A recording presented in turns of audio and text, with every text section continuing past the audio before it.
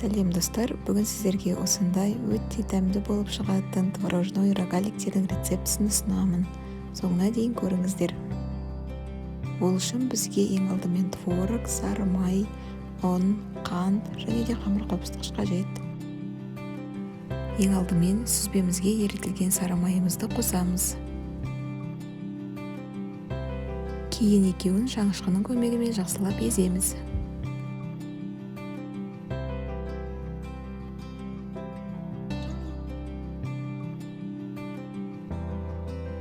Одан соң оған қантымызды қосып, тағы да жақсылап араластырамыз.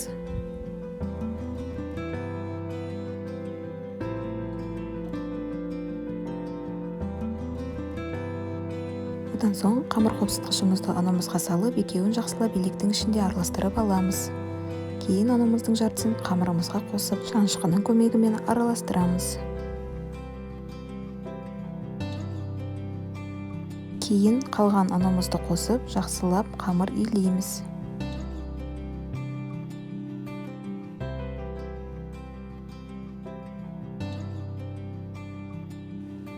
Бізде осындай жұмсақ қамыр шығуы керек. Одан соң қамырымызды теңдей 3 бөлікке бөліп, әрқайсысын домалақтаймыз.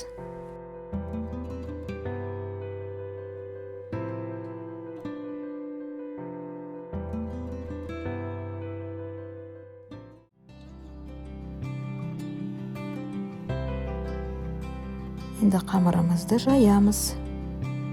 Қамырымыздың қалыңдығы 1-2 мм болуы тиіс. Кейін оны теңдей бөліктерге бөліп кесеміз.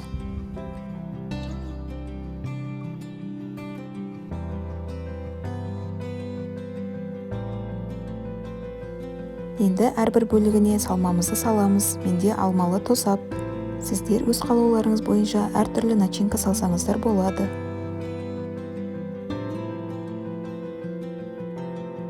Енді рогаликтерімізді ораймыз. Дайын рогаликтерімізді противенға орналастырып, кейін бетіне жұмыртқа жағамыз.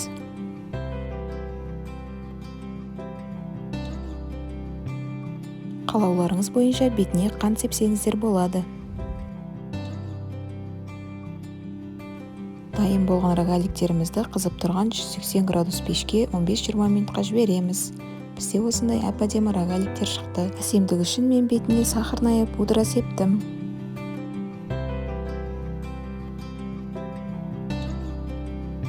Достар, қараңыздар, рогаликтер өте жұмсақ, нәзік болып шығады. Барлықтарыңызға жасап көруге кеңес етемін.